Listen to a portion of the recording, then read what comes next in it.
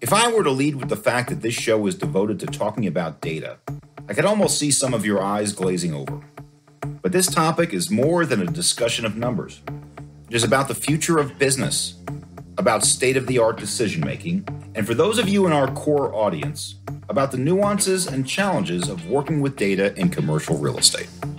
So you do the math. And by the way, spoiler alert, it's also a show about pickleball. A lot of times, we hear data and it's kind of this scary monster in the corner. And so we think that it's something that's kind of abstract and hard to really get a grasp on. But my job is really to help you understand that even if you're not a data scientist, you can still find value in data and provide value to your organization by understanding data. That's Maggie Remynse, Vice President of Curriculum for DataCamp, an edtech company devoted to sharing information on data and how to use data from the very basics to more advanced education on data collection, interpretation, and more. She's also one of the best pickleball players in the country. I think the data is a fun topic, and commercial real estate data is extremely fun. And I think we have a completely different set of challenges than other industries. And that's HoChun Ho, CBRE's head of enterprise data governance. With 3 decades of experience, he's an expert on collecting, safeguarding, and all forms of best practices in this evolving, increasingly vital field. On this episode, data and data literacy with a dash of pickleball for good measure. I'm Spencer Levy, and that's right now on The Weekly Take. Welcome to The Weekly Take, and this week we are going to be talking about data literacy, starting with Maggie Remynse. Maggie, thank you for joining the show. Thank you for having me, Spencer. And then we're joined by our own HoChun Ho. HoChun, thanks for joining. Thank you for having me here. So let's begin with you, Maggie. Data is a topic that we hear a lot about, but I would say it's still a little bit of a mystery to many of our guests, including many times me. So Maggie, why don't you tell our guests who you are and what you do? Sure, yeah. As you said, I am the VP of Curriculum at DataCamp. DataCamp is an edtech company, so what we do is we educate the masses on data, all the way from being a beginner, complete beginner, just trying to figure out what data really means, up to, I'm trying to become an advanced machine learning data scientist and everything in between. So I've spent the last several years in this space and also working in banking and in fintechs, really trying to educate the masses on data.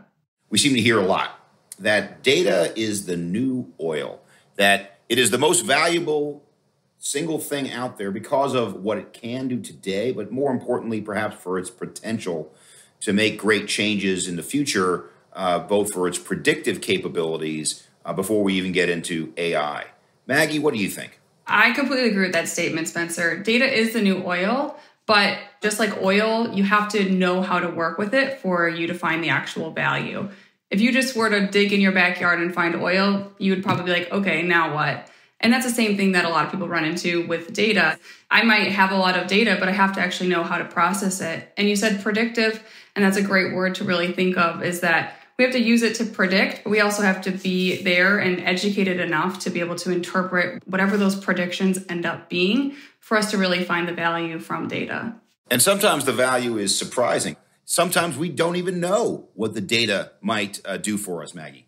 100%. I mean, a lot of times if you go into looking at data or working with data with this idea of already what the outcome is going to be, you're going to miss a bigger picture. So going in with an open mind and being able to explore it holistically and not necessarily having that predetermined outcome, and also relying on those industry experts, relying on your data analysts, your data scientists, and your people within your organization who have a lot to say about data and know the ins and outs of the data they're working with. Those are the ones that can help provide that value. HoChun, to you, data is the new oil. What's your point of view? Oh, I love it. Every once in a while, we're going to come up with a new analogy. So I have heard that data has to be the new asset, and just like computers and tables and chairs and whiteboard and the new oil. I would love to develop more on the oil analogy. The first person that found oil in his backyard or her backyard probably did not think that oil can be used that way. So in a way, I like the analogy for that. my responsibility of data governance is really creating the refinery of oil and explore new possibilities using data for a company. So from that standpoint, I love the analogy. I think that people are afraid of data more than they love data. Most people, not you two. You two are experts in the field. This is what you do. But I think people that are outside of the data arena, they ask the question, what's in it for me? How people should use data to close sales, to give clients more information. So HoChun, what do you say to those people? I think data is a fun topic, and commercial real estate data is extremely fun. And I think we have a completely different set of challenges than other industries. Obviously, data is complex, but it can also add a lot of value to a lot of different users. And it's really about how to actually utilize the data that's in front of you, the data that's given to you. You call me a data expert, which I appreciate, but I would hardly say I'm a data expert myself. I've just learned how to use data in the way that is necessary for the role that I'm in. And that's the same thing that can be said for anybody in commercial real estate. So if I'm a real estate broker, I need to learn how to communicate effectively with my clients, utilizing the data that I have to be able to do that. I can utilize the data insights that are at hand or figure out better ways to underwrite my deals quicker to be able to really drive insight from what I want. You know, if I'm an analyst internally, I need to understand, like, what are the data fields? What are those data elements that are really valuable to the company and that I can utilize easily and quickly to generate better insights. So it's really about that subject matter expertise of understanding the role you're in and really where data can add value, because it's not going to be the end all be all no matter where you are, but data shouldn't be an inhibitor for the role that you're in. I have a friend that's in sales, not real estate sales, but similar in sales. And he started to utilize data to share with his team. He's a manager of, how many prospecting calls they are doing as a team each week, how many in-person meetings they were having each week, and started showing the trends of how quickly those led to deals.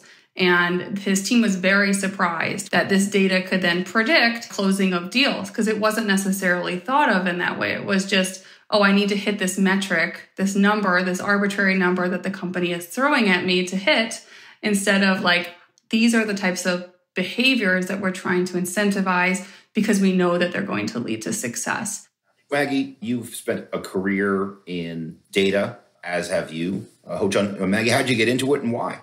For me, getting into data was kind of an accident. I was initially in the sciences, so studied both biology and chemistry as an undergrad student and worked in literal pharmaceutical formulations where I was making drugs, like the COVID vaccines that you see, or, the over-the-counter Tylenol. And my biggest passion of working with drugs was actually looking at all the quality metrics of like making sure I had the highest purity and really making sure that the data, when I would do testing on things, turned out to be proper. And so that really kind of inspired me to get into data. But even at that point, I had no idea that it was data. So getting an MBA, I learned a lot more about data and ended up working at a bank and realized that you can make a career really being in the data space and helping people to make sure their data is properly cleaned and had the highest levels of like quality. And that's really what inspired me to get into it. Then working with executives in banking, saw the opportunity and the need for not only good data quality, but also in educating people on how to use data properly. A lot of times, we hear data and it's kind of this scary monster in the corner. And so we think that it's something that's kind of abstract and hard to really get a grasp on. But my job is really to help you understand that even if you're not a data scientist, you can still find value in data and provide value to your organization by understanding data. So let's go to a real world example if we can. I'm going to turn to both you, Maggie, and HoChun, and give me one example of where you say, wow, this is an example I use of how data made a difference to this company. Maggie, do you have any examples like that? I mean, we can think about Amazon. I'm sure everybody here has an Amazon Prime account. I've had my Prime account for 8 years, 9 years, something like that now. And every time I go into Prime, it recommends me something. I might not necessarily buy it, but a lot of times those things are accurate in what I'm looking for. Or if I go in and look for a certain product, it says, oh, this product is normally bought with this one, and we would recommend this one. And those are things that don't necessarily add immense value to my everyday life, but they do make things a lot easier. Same thing can be said when you go into your Netflix or any streaming service account now you have. Most likely it's telling you like, oh, this movie or this show you will probably like based on the other ones that you've watched historically. They're able to actually tell me like, hey, we know you well enough to tell you that you're probably going to like that. And it definitely makes things a lot easier. We don't necessarily need to think all the time, which maybe is not the best idea, but in these everyday moments where you're just trying to decompress, it can add value and take away some kind of stress to making a decision. Well, I think I'm the bane of the existence of Spotify and Pandora, because I have on my playlist, in addition to Neil Diamond and Tom Jones, I have Black Sabbath and Led Zeppelin, so they just can't figure me out. Maybe I can't figure out myself, but that's a pretty wide palette of taste. But I'm with you completely on that example. HoChun, any examples that you could point to of how a company changed because of its use of, its algorithm, its interpretation of data? In my career, I worked for insurance companies several times. And when I look at commercial real estate right now, when we say we are using advanced analytics or machine learning, trying to drive some value, some people don't feel comfortable with that. Some people question whether I should trust algorithm as opposed to our brokers or our experience. I think it's important that we leverage our wisdom and leverage our experience. But if you look at insurance companies, before they even issue a policy for you, they kind of know the risk they're getting into. They know how to do underwriting. And there is a very complex process in the background doing underwriting and actuarial services to figure out the risks. Capital markets companies do the same thing. So in a way, we are really playing catching up in our industry to apply those very proven technology that you and I have been using and feeling comfortable with. And we're doing business with these industries forever. Therefore, I think when you look at the very established practices of using data, I think there's a lot of opportunities and a lot of experiences we can learn. I remember there was an expression, garbage in, garbage out. If the good stuff doesn't go into the model, good stuff is not coming out. But what it speaks to is there are challenges of not only the input of the data, but collecting it at all. HoChun, can you speak to some of the challenges of just collecting the data? Data gathering is probably the single biggest challenge in the commercial real estate business, especially to our brokers, because they really need to have access to complete, accurate, timely data for real estate opportunities, the availabilities. We spend a lot of money getting that information to them so they can do their job. And the data we're collecting is not easy data. Space can be repackaged. So a building, a floor, a suite, a campus, all of these are in our remit to support our business peers. And the data collection to deal with data with a fluid structure is really, really challenging. And then we have a number of different perspectives in the business services we provide. We do business for occupiers. We do business with investors and landlords and all kinds of real estate stakeholders. And they all have their own needs, the way they look at space. In our business, the data challenge is not about volume. It's about variety. It's about the timely access to the data that's hard to get. Just like any industry, CRE is just like the rest in the sense that you have to know the industry to really be able to find value with the data in hand. A lot of times when you're able to find value, especially in a business like CRE, it's about the external data sources coupled with those internal data sources that are really going to make a huge difference in the long run. HoChun's area is data governance, and so you have to have the right data within your organization, the clean data that you want to use, but you also really need to understand the market, and having a little bit of extra knowledge on your competitors or the locations of your buildings or the areas that you're trying to look into can really go a long way. So utilizing external data sources like land registers or median press releases or company filings and disclosures, public records, all those different things together with your own internal data that you are amassing and coupled with the actual subject matter knowledge that brokers have, you can really add a lot of value in any industry and especially the commercial real estate, because I do think that this is an area that is very untapped with data at this point. And so there's a lot of opportunity for somebody to, going back to the oil analogy, hitting the oil mine and taking it all the way. And if we look at other industries, how they benefited from making the best use of data, I always say that banking knows how to sell you the 8th credit card when on average every household already has 7. And telecom companies would, many years ago would tell you that deposit 25 cents to extend another 30 seconds of your call. They know how to do that in real time in that kind of quick speed and volume. We are sitting on really a gold mine, and we are not really using the value of it yet. And that is why it's so exciting to come to the real estate industry. But that's not to say that we don't have challenges. Managing space data is really, really hard. One of the things that has always troubled me is that when people put data of any type into a system, they would expect it to be clean, to be consistent. And then the problem is very often they will reach conclusions that I don't always agree with. And because they will sometimes not jive with real world experience. And at that point, I guess you got to go back to scratch and say, well, why doesn't this match with real world experience? And maybe there was something wrong, not necessarily with the information that's put in there. It might be perfect, but the interpretation of it. Maggie, what's your point of view? That's very true. Data is only as good as the people who are actually working with it and interpreting those results.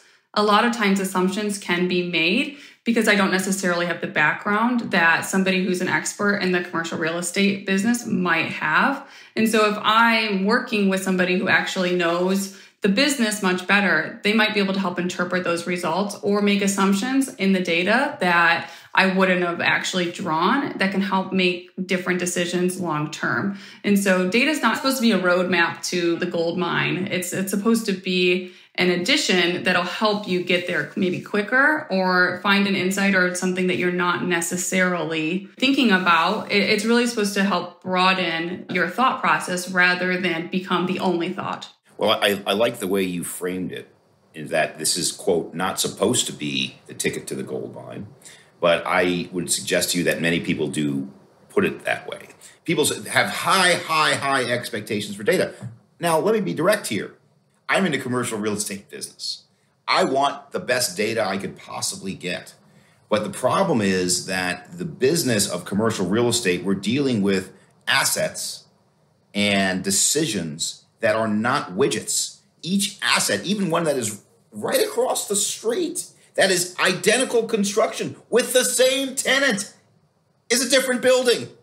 And it's different decisions need to be made. So HoChun, in a world where you are tasked with data governance, how do you deal in the commercial real estate context with the fact that we're more different than others? I often tell people that I had a lot of years working in data, and I've been in commercial real estate for about 9. And I was humbled in the first 3 months. Honestly, this is hard. And you're absolutely right, Spencer. The data we're dealing with, the 2 buildings on the same block may have completely different values to the tenants or to the landlords. So how do we actually provide the information needed by the business, to Maggie's point, for the business to come up with the interpretation? And that's my job. Now, I don't pretend that I can tell the business in data governance that we know the differences, we know how to use the data. However, it's more or less like preparing water or oil for the business to consume. I want them to be able to read the label, to know the processes that we went through to purify the water. I want them to know the expiration date. I want them to know the ingredients. And I want them to know everything they can possibly know about the source and who took care of the data. Therefore, they come up with the best judgment and they come up with the interpretation. So there are a lot of things we do to really help the business to interpret the data. And back to the challenge, I still think it's hard even after we do all of this. That's why it's fun to be in commercial real estate. We shouldn't be allowing a machine to necessarily make all these decisions. Now, maybe some point in time, we'll have enough data that we will quantify as enough data to really help us make certain types of decisions. But exactly, data is really supposed to be that starting point, and it's supposed to help get us going and maybe do some of the things that are boring and mundane and monotonous, like looking up all of the information in the area. Maybe you can easily find all this information through data and look at all of the comps and all that stuff that maybe would have been a manual process before, but now we can utilize data to do that in a quicker way. And again, like banking, you look at a banking industry in general, there's data they have for, like, my grandparents have accounts from when they first got married 50 some years ago. Very few industries have that kind of information that they can really go back in time and look at. That's also why we see some of the inconsistencies maybe are like, we're not able to make as clear of decisions. And so I do think long term we'll be able to get to a better point where we have enough data or the right data, however we want to quantify that to help us make better decisions. But at the end of the day, you still need somebody there to kind of say yes or no and to really interpret it and to see if it makes sense, because the machine doesn't know if it makes sense. They're just going to tell you that, oh, this is like what's most plausible. HoChun, there's another concept out there that we would like to discuss called data literacy. What does that mean? So if you go online to look for a definition on the internet, you're going to find a lot of different definitions. I actually have mine. I actually believe that data literacy in the corporation is the skills and knowledge to read and interpret the company's data, business data, to form an opinion. Now, there's some loaded information here. It's the skill, it's the knowledge, it's the ability to read, but also interpret the data and form an opinion. You notice that I'm not saying that to form a decision, to form an opinion. And I believe that if you have the skills and knowledge and the ability to interpret, then you are a data literate person. I would agree with that. I think the only thing I would add is that there is a different level of data literacy for pretty much all users and all people. And that's expected. We wouldn't expect everybody to have the same. So being able to read, work with, analyze, and communicate with data means slightly different things to different user groups. Got it. So residential real estate has got a lot of very good websites that I use myself, including Zillow. I don't see commercial real estate getting there anytime soon, because if I want to rent 10,000 feet in Los Angeles, Los Angeles is 75 different cities stuck together called Los Angeles. And so I don't even know where I'd begin on that type of search. You can do hotel decisions online. Certainly you can do airline decisions online, and you're getting close to residential decisions as well. I don't know we'll ever get there in commercial. What do you think, HoChun? Well, first of all, I think commercial real estate is a big aggregate term that represents a lot of different services. I certainly agree with you, Spencer, in certain areas that we may see slower adoption of using data to win.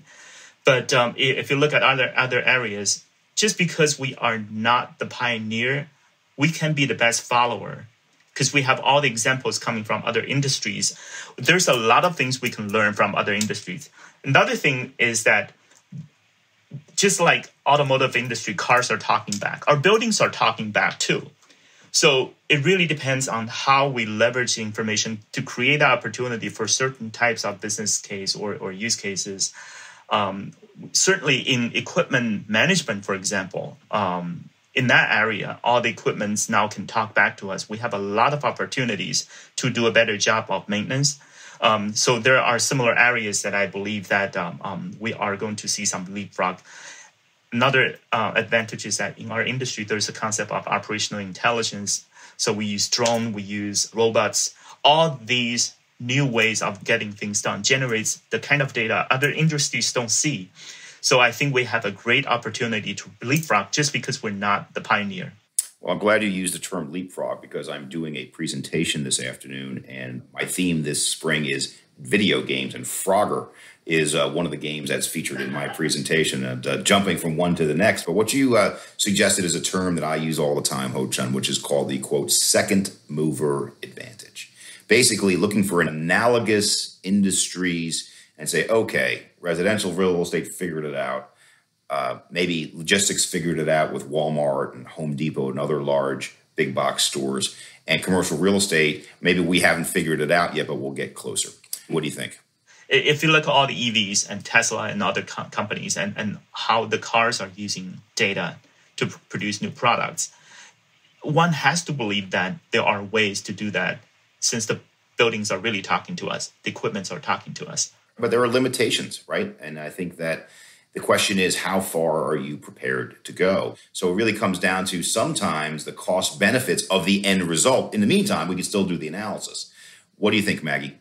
You really hit exactly what I was going to say is the cost benefit of actually building an app or pulling all this types of data together. I mean, you mentioned the private housing sector.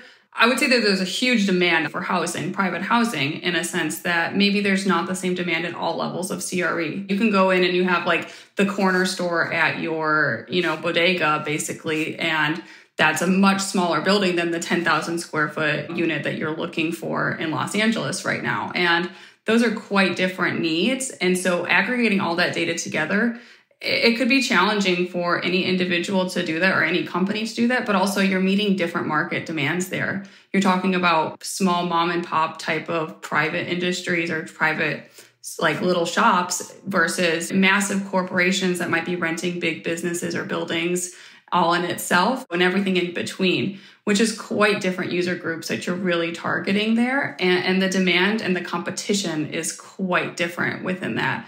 I know I worked at a bank previously, and they had they were lock and key under a lot of their commercial real estate holdings. And I don't know if they would have wanted to relinquish some of the data that might be necessary even to go into building like a publicly available tool in a sense. Now, if you're talking about those individuals, like if I were to want to rent a small building or an office space, like that's a much different level. And I might not be as concerned about the data privacy or, relinquishing some of that information. And I might be willing to pay a little bit more because I don't have any knowledge of it. Now, people like you, Spencer, who have so much knowledge and this is your career, you might be like, I don't know if I really want to have all this information publicly available as competition gets much larger and much different when you're talking at scale. So let's turn now to the G in ESG. We talk a lot about the E and the S, the environmental and the social with HoChun. The G in governance, ESG, that's kind of what you do with respect to data. You do data governance. Are they the same governance or is it unrelated? They're not the same, but they're definitely related. And data governance has been a business practice for many years. And ESG, certainly the practices and desire have been there for a while, but the term is a relatively new term. They're related in the sense that data governance and governance in ESG both focus on protection. But in addition to data protection for data governance, we are also focusing on data enablement. So if you look at some of our typical data governance deliverables of documenting the data in a dictionary, in a data catalog, in business glossaries, or monitoring data quality and remediate data defects, these are not exactly in the sense of protecting the data, but also getting into the business enablement and providing better results with better data kind of territory. So they are very much related, but not exactly the same. Got it. So now, Maggie, we're going to get to the most important part of today's show. I would have been remiss if I didn't mention to our listeners that Maggie, in addition to her data prowess, is a world-class pickleball player, which is now the hottest sport. So first of all, tell us about that, Maggie. How'd you get into pickleball, and tell us about what you do there? Yeah, sure. Pickleball is the best. If you haven't played, definitely go out. If you haven't even heard of it, then I don't know where you've been living at this point. But pickleball, I started playing pickleball back in 2017. I played college tennis and have been playing tennis for the majority of my life, for longer than I can remember. And as a person who played a high-level sport growing up and through college, getting out of college and leaving the tennis world was a challenge for me to put away my competitive spirit. I always tell my team we're competing whether they know it or not. I'm competing, we're having a walking race and we're probably competing whether you thought it or not. And so I was always looking for some way to kind of get my competitive edge again. And my sister actually introduced me to pickleball. At first, it was just something fun to do, but quickly, literally the first week I played, I was asked to play a tournament, and the rest is history, really. I've been competing at the professional level since 2018 at the pro level, have got up to number 7 in the world, currently ranked just inside the top 20 in the world, and I compete in pickleball regularly. It's definitely a great thing to get to do. I'm lucky to still be able to do it and work full time. I will say my sister and I are the only two players in the pro space, male or female, that work full time outside of playing pro. So we're definitely lucky and just happy that I can still compete with these youngsters now. Good for you. Now, is there like a professional pickleball association? Yeah, so there's a couple different areas where you can play pickleball or through pro. There's the PPA, the Pro Pickleball Association, the APP, the Associations of Professional Pickleballers, and a Major League Pickleball, MLP. So a lot of people have probably started to hear of Major League Pickleball because those are the likes of LeBron James and Kevin Durant and, other big names and Mark Cuban. So like lots of big names have bought teams in Major League Pickleball. So you can be drafted to a Major League Pickleball team. Last year I played on Major League Pickleball and my team got second and we finished third in the second one. So if LeBron and Kevin Durant were on the other side of the net, you were taking them down. Absolutely. I mean, I'm not going to beat them in basketball, but I'm sure going to beat them in pickleball. Gotta ask, Maggie, can data make you a better pickleball player? Data can absolutely make you a better pickleball player. By knowing exactly where your strengths are or where your weaknesses are or where the trends are within a match, it can help you decide how to practice and it can help you decide how to really compete and what shots to hit at different times throughout a match. Right now, a lot of what you do is just kind of based on general knowledge or that gut instinct of, I think this has worked in the past. But being able to rely on data will change the way people are really thinking. And it's done this in a lot of other sports at this point in time. You look at so many other sports and the way that data has been incorporated, it truly changes the way that you're able to practice. I know as a kid when I was in tennis, I would really utilize the tools around me and I would count how many balls I was hitting in. And I would see that on different devices, and I could actually really proactively work on different shots based on the data telling me that maybe one shot was weaker or better than another. And that hasn't really came into pickleball yet, but it's something that's truly an opportunity in that if somebody's able to easily capture this kind of data, especially as a pro, I would totally be interested in it. And I know a lot of amateurs would be as well because they all want to figure out how to improve their game. So in the short answer, yes, everybody can utilize data to improve their standing and make them a better athlete in general. But it's just really like, how accessible is this for those people or for anybody in a sense? And how can we really incorporate it in the long term? Let's turn to some final thoughts about the data and the world where we're going to and visions for the future of data, of AI, of machine learning. Maggie, 5 years from now, what's your vision? I do see things like Chat GPT taking up more space in different people's lives, whether it's their personal lives or their work lives. Chat GPT is an AI-driven tool that basically acts like Google. Chat GPT is something that will do similar. However, it'll also add a lot more color and context. So you can get complex answers and anybody can utilize the results from it to really enhance and augment your own decision-making, but it shouldn't be utilized instead of that. We should still really formulate our own opinions and have educated assumptions and ideas behind it. And so I would hope that going forward, people would be able to use those things responsibly, but also not fully rely on it to be their everyday life. HoChun, what's your perspective? 5 years from now, where are we going to be with data governance and the like? I think we're looking at a lot of automation and we're looking at a lot of opportunities, but nothing can be automated unless you can manually going through that once in your head, right? So the human interpretation, the human involvement is still important. I'm really hopeful that one day all commercial real estate participants, stakeholders will be operating on a level of data advantage that's available to all of us. And I'm certainly hopeful that as long as we play within the do's and don'ts of compliance protection, some of the guardrails, in 5 years, in 10 years, we're going to get there with data.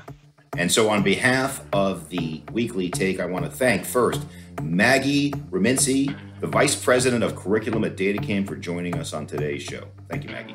Thank you, Spencer. Thanks for having me. I then want to thank our friend and colleague, HoChun Ho, the head of Enterprise Data Governance at CBRE, also for showing us the way in the data world. Thank you, HoChun.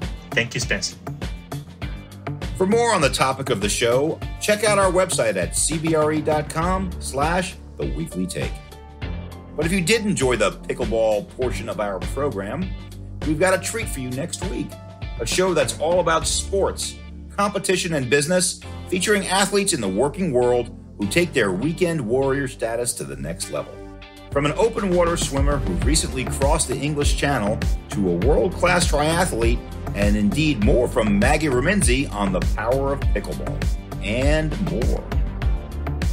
So come back to hear from our winning team next week, but not before you share this program with your own team, and also subscribe, rate, and review us wherever you listen.